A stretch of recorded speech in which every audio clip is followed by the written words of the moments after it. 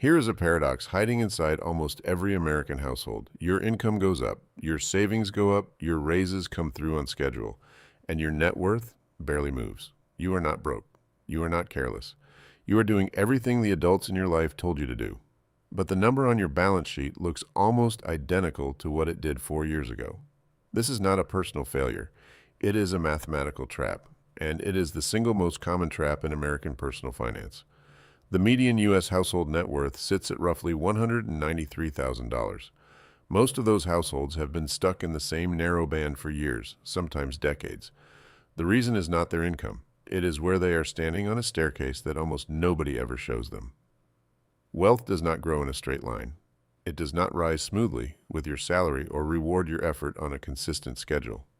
It grows in distinct stages, 6 of them, each with its own rules, its own psychology, and its own traps.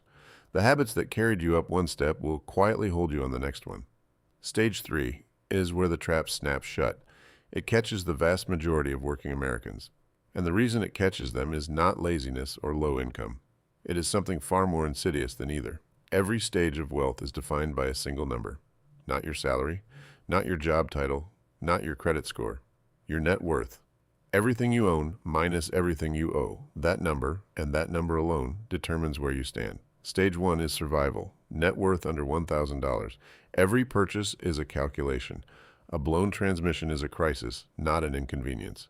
1 in 3 Americans passes through this stage at some point in their lives. It is exhausting in a way that is genuinely physiological.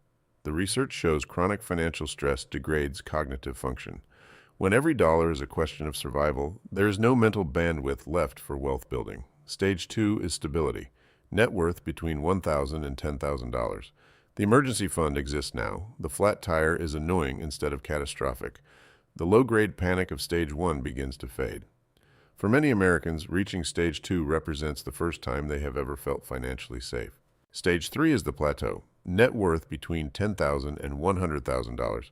This is where the majority of American households spend most of their adult lives. The Federal Reserve's survey of consumer finances puts the median net worth for Americans aged 35 to 44 at approximately $135,000. But that median is pulled upward by the wealthy. The typical household in this age group has far less. Stage 3 is crowded, flat, and quietly demoralizing. Stage 4 is momentum. Net worth between $100,000 and $500,000. Something changes here. Your money starts doing visible work on its own. Returns begin to rival contributions. The mathematics shifts in your favor for the first time. Stage 5 is independence. $500,000 to $1 million. At a conservative 7% return, $500,000 generates $35,000 a year without you lifting a finger. Work becomes a choice rather than a requirement. The options available to you are fundamentally different from the options available at Stage 3. Stage 6 is freedom. Net worth above $1 million. Contrary to the cultural mythology, this is not yachts and private jets. $1 million is not extravagant wealth in 2026. But it is the threshold where your money reliably earns more than you spend, where the portfolio becomes the primary breadwinner and work becomes genuinely optional. 6 stages, 6 different relationships with money, 6 different ways of moving through the world. The wall between 3 and 4 is the tallest step on the entire staircase. Understanding why is the only way to climb it. The late Charlie Munger once said something that financial professionals repeat to each other but rarely explain to anyone else. He said, "The first $100,000 is a beast, but you must do it." He was not being motivational. He was describing arithmetic. Here's the arithmetic. Assume you save $500 every single month. Assume your investments return 8% per year, roughly the long-run average of a diversified U.S. equity index. At that rate, reaching your first $100,000 takes approximately 11 years. 11 years of watching your balance crawl upward. 11 years of questioning whether any of this is actually working. Most people cannot sustain that kind of patience. Research on 401k participant behavior consistently shows contribution rates peak early and then decay. Americans cash out retirement accounts at job changes, suspend contributions during the hard months, and gradually conclude that investing is something that works for other people. Here is why the frustration is mathematically understandable. In the early years of Stage 3, your savings are doing almost all of the work. Your investment returns are nearly invisible because your balance is nearly invisible. 8% of $10,000 is $800 per year. That is less than many Americans spend on streaming subscriptions. The mechanism that is supposed to make you wealthy feels completely inert. But the mechanism is not inert. It is loading. 8% of $100,000 is $8,000 per year. 8% of $500,000 is $40,000 per year. That is a full-time salary, earned by your portfolio, not by you, while you are asleep. The trap is that this power is completely invisible at stage 3. You have to keep funding the account through the years when nothing seems to be happening in order to reach the years when everything seems to happen at once. Most people experience the first decade and conclude they were wrong about investing. They stop. They cash out. They redirect the money towards something that produces visible results immediately. They walk away 11 months before the math finally changes. Here's the mistake that actually locks the door at stage 3. It is not a low income. It is a rising income that gets spent faster than it arrives. This phenomenon has a name: lifestyle creep, and it is, without question, the most common financial trap in America. The mechanism is simple and almost automatic. A raise arrives. It feels earned because it was earned. A slightly nicer car, a kitchen renovation, a better apartment. Each individual upgrade feels reasonable. Each one is, in isolation, completely defensible. But collectively, they raise your fixed costs. And raised fixed costs mean that every future raise is already spoken for before it hits your account. The math is merciless. Consider two people earning the same salary, $60,000 a year. Each saves 10% or $6,000 annually. Each receives a 10% raise, lifting their income to $66,000. Person 1 increases their spending by $6,000. Their savings stay at $6,000. Their savings rate actually falls. They feel richer while their net worth stalls completely. Person 2 freezes their spending. They redirect the entire $6,000 raise directly into investments. Their savings jump from $6,000 to $12,000 per year. Their savings rate doubles, without earning a single additional dollar beyond what person 1 earned. Multiply that single decision across a decade of raises. The divergence between those two people is not one stage, it is 2 or 3. Same paycheck, same job, different decades of life. This is the fact that almost every personal finance resource quietly skips. At stage 3, your savings rate matters more than your investment returns. Saving 20% instead of 10% doubles your progress instantly. No stock pick reliably does that. No fund manager reliably does that. Your contribution rate is the one lever that is fully, completely, entirely within your control. The people who escape stage 3 are not the ones who earned the most. They are the ones who spent the least of what they earned. A physician with medical school debt and a luxury car payment can sit at stage 2. A public school teacher with no debt and a maximized 401k can reach stage 4.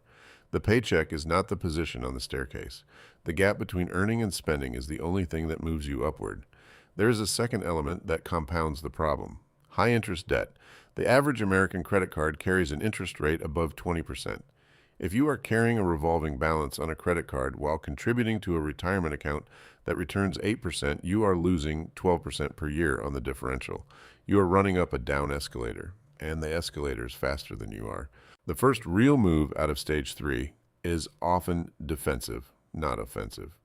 Eliminating high-interest debt before aggressively chasing investment returns is not cautious or boring. It is a guaranteed return that no investment product can safely promise. Every dollar of 20% debt erased is a guaranteed 20% return. The stock market cannot reliably promise that. Your employer cannot reliably promise that. Your debt balance is the one place where that return is mathematically certain. The exit from stage 3 is not complicated. It is not a secret. It has been inside every sound personal finance framework for decades. The difficulty is not intellectual. It is behavioral. 3 moves. 3 specific, concrete, mechanical moves. Move 1. Eliminate high-interest debt first, not because it is noble, but because the arithmetic demands it. You cannot outinvest a 20% interest rate with an 8% return. Clear the anchor before you try to sail. Move 2. Freeze your lifestyle and bank every future raise. This is the counterintuitive one, because every social and cultural force in America is pushing in the opposite direction. New income feels like permission to expand. It feels like reward. It feels like evidence that things are finally working. That feeling is the trap. The people who escape stage 3 allow their income to rise while holding their spending flat. They drive the old car while the portfolio compounds. They live inside an increasingly large gap between what they earn and what they spend, and they let that gap do the work. Move 3. Automate. Remove the decision entirely. Money that moves automatically on payday never gets spent on something else. Money that sits in a checking account, waiting for willpower to redirect it, eventually disappears into daily life. Every behavioral economics study on retirement saving reaches the same conclusion. Automatic enrollment and automatic escalation are more powerful than financial literacy, higher salaries, or even stronger intention. Make the right choice the path of least resistance. Do those three things consistently. Kill the expensive debt, freeze the lifestyle, automate the investments, and the mathematics eventually takes over. Not because you found the right stock, not because you got lucky, because the compounding engine finally has enough fuel to generate visible heat. The median American household sits at stage 3. Most of them have been there for years.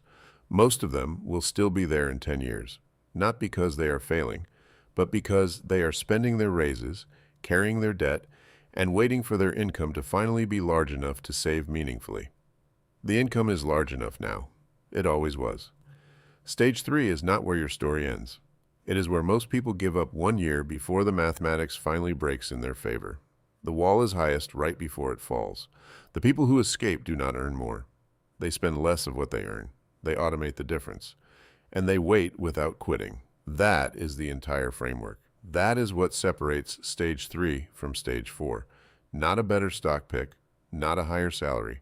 A gap maintained consistently across years until the compounding engine wakes up and does the rest. Understanding money is your best defense.